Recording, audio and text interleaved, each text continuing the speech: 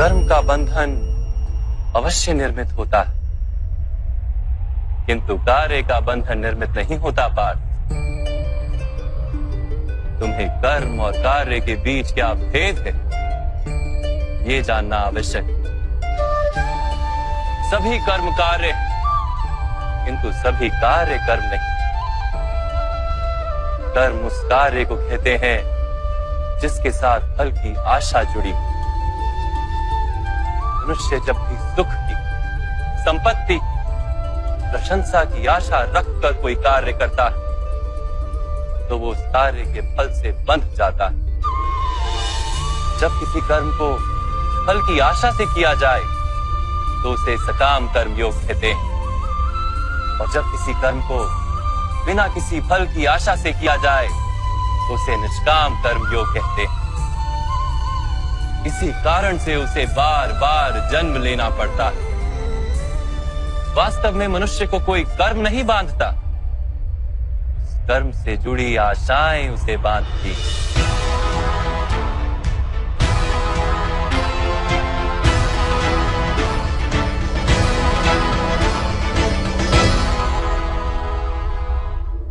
वास्तव में मनुष्य को कोई कर्म नहीं बांधता, उस कर्म से जुड़ी आशाएं उसे बांधती हैं। वो कैसे माधव?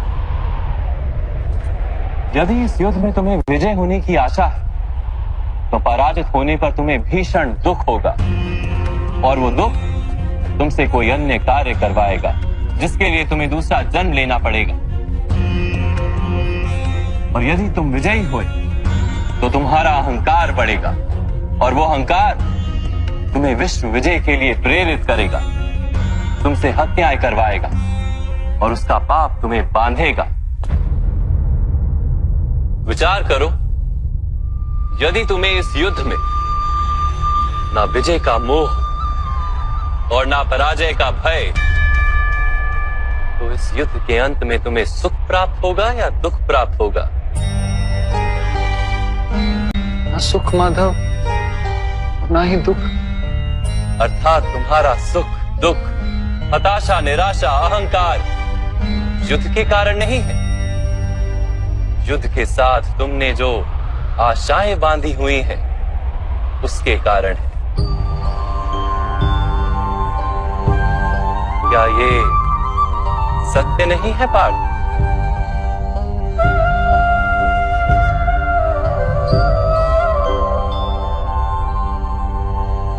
सुख दुखे समे कृत्वा लाभा लाभो जया जयो ततो युद्धाय युज्यस्व नैवं पाप मवाप्स्यसि।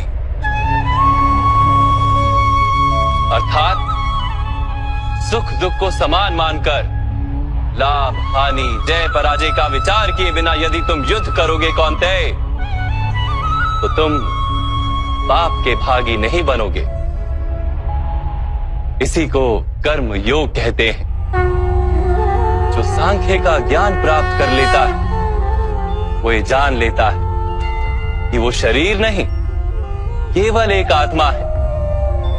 शरीर के भोग और अनुभव तो केवल मृत्यु तक है, अर्थात वास्तविक नहीं, केवल माया है। उसके लिए कर्मयोगी बनना सरल हो जाता है। परंतु माधव, यदि कार्य से बंधन निश्चित है तो क्या संसार का त्याग करके संन्यास लेना उचित नहीं? इसी विचार का परिणाम है कि आज ये युद्ध हो रहा है पार्थ।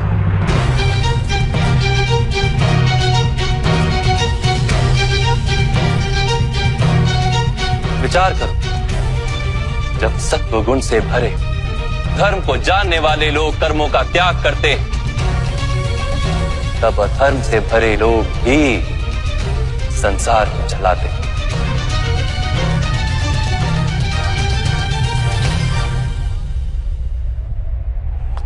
यदि महामहिम ने संसार का त्याग ना किया होता तो आज अधर्म इतना बढ़ता ही नहीं।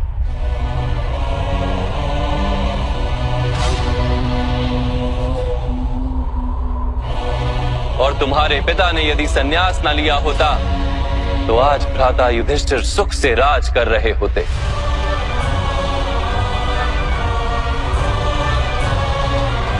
और अपनी प्रजा को न्याय और धर्म का ज्ञान दे रहे हो। किंतु दुखदायक बात तो यह है पार्थ कि सत्व गुण से भरे मनुष्य ही संसार को लाभ दे सकते हैं, किंतु वो ही संन्यास का विचार करते हैं। जैसे जल तो भाप बनकर उड़ जाता है और कीचड़ कीचड़ वहीं पड़ा रहता है, वैसे सत्वगुणी सज्जन लोग तो संसार का त्याग कर देते और तमस से भरे अधर्मी लोग संसार में कार्य करते हैं। इसी कारण से संसार में पाप और अधर्म बढ़ता है।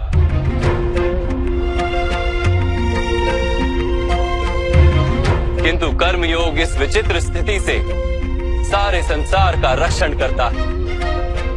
कर्मयोगी फल की आशा का त्याग करता है, किंतु कर्मों का त्याग नहीं करता। वो इसी संसार में रहता है, सन्यासी की भांति सारे कार्य करता है, किंतु उनमें लिप्त नहीं होता। कर्मयोगी अपनी संतानों से, स्वजनों से, अपनी प्रजा से कोई अपेक्षा या आशा नहीं रखता। स्वयं उसे संन्यास का लाभ होता, किंतु समाज को संसारी की भांति लाभ देता। मनुष्य अपनी संतानों के सुख के लिए श्रम करता है माधव। अपनी संतान से सुख की अपेक्षा कैसे न रखे? मनुष्य अपनी संतानों के लिए जो भी करता है वो व्यापार है या प्रेम पार? प्रेम माधव। तो फिर अपने कार्यों के प्रति फल की इच्छा क्यों पार? भविष्य का लाभ तो व्यापार में देखा जाता है, प्रेम में नहीं। जो मनुष्य अपनी संतानों का चरित्र निर्माण उचित रूप से करता है, संतानों को प्रेम और धर्म के संस्कार देता है, उसकी संतानें भी मनुष्य को प्रेम और सुरक्षा अवश्य देती। संतानों के कर्म, स्वजनों के व्यवहार उनके कर्म है पार, और जब उनके कर्मों पर हमारा कोई अधिकार नहीं होता तो उनसे आशाएं और अपेक्षाएं रखने का क्या प्रयोजन? यदि गहन विचार करोगे पार्थ तो शीघ्र ही ये जान लोगे कि जीवन में ऐसा कोई कार्य नहीं है जिसके साथ आशाएं और अपेक्षाएं जोड़ना अनिवार्य हो।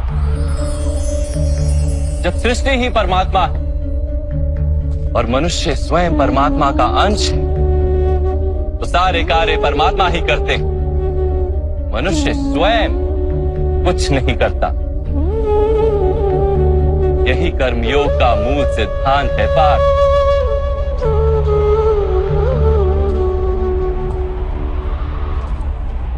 तुम्हें भी कर्मयोगी बनकर ये युद्ध करना आवश्यक है पार्थ। त्रिगुणिया विश्या वेदा निस्त्रिगुण्यो भवार्जुना निर्द्वंद्वो नित्यस्तत्वस्थो निर्योग क्षेम आत्मवान। 3 गुणों का त्याग करके निर्गुण बन जाओ पार्थ, इस द्वंद्व से मुक्त हो जाओ। सदा सत्व अर्थात परमात्मा में बुद्धि लगाकर कर्तव्य का वहन करते रहो। कुछ प्राप्त करने की इच्छा और कुछ प्राप्त किए हुए का रक्षण करने का विचार त्याग दो पार्थ, और अपनी आत्मा को स्वतंत्र कर।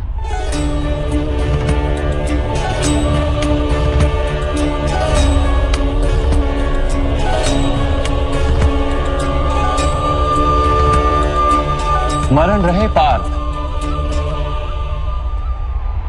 कर्मण्यवाधिकारस्ते मा फलेषु कदाचन मा कर्म फल हेतुर्भु माते संगोस्त्व कर्मणि। तुम्हारा अधिकार तो केवल कर्म करने का है, फल तो ईश्वर के हाथ में। इसलिए न कर्म से भागना उचित है और ना ही कर्म के फल की आशा रखना उचित है।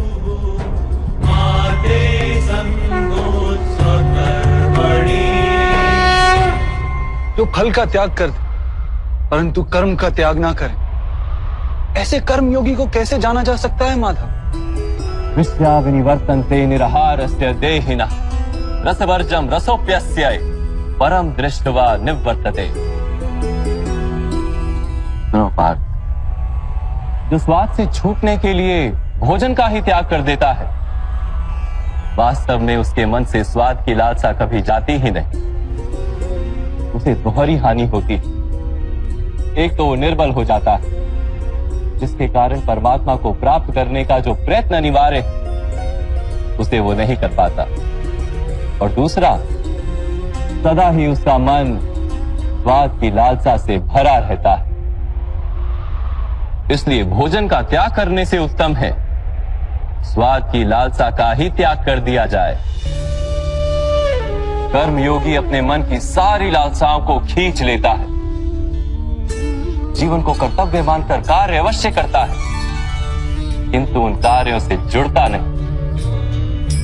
और पार्थ, जो व्यक्ति अपने कार्यों से आशाएं और इच्छा नहीं रखता, उसी के कार्य पूर्ण होते हैं। एक असफलता से दुखी होकर जिसका मन डोलता नहीं, एक सत्ता से आनंदित होकर जो स्वयं को सर्वश्रेष्ठ नहीं मानता, ऐसे ही व्यक्ति को कर्म योगी कहते हैं। और ऐसा व्यक्ति जीवन में बार बार सफल होता है।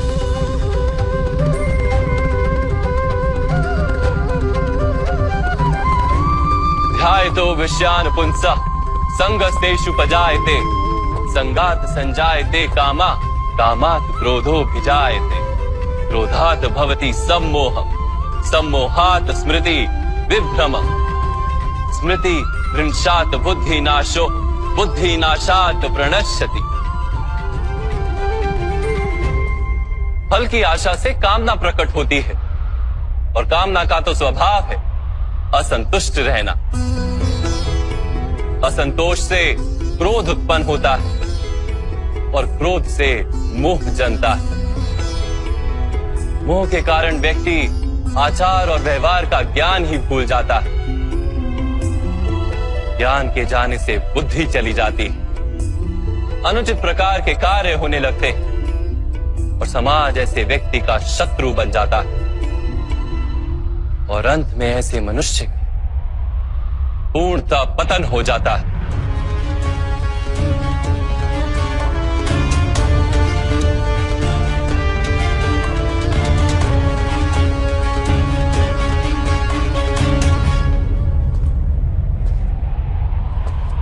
जैसे भ्राता दुर्योधन,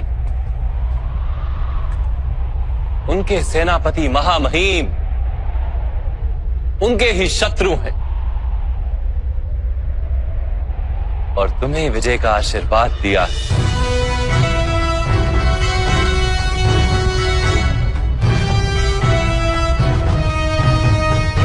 पार्थ, कर्मयोग ब्रह्म विद्या का दूसरा चरण है। परमात्मा में अपनी बुद्धि स्थिर करो, स्वयं को आत्मा जानो, मिथ्या बंधनों से मुक्त हो जाओ।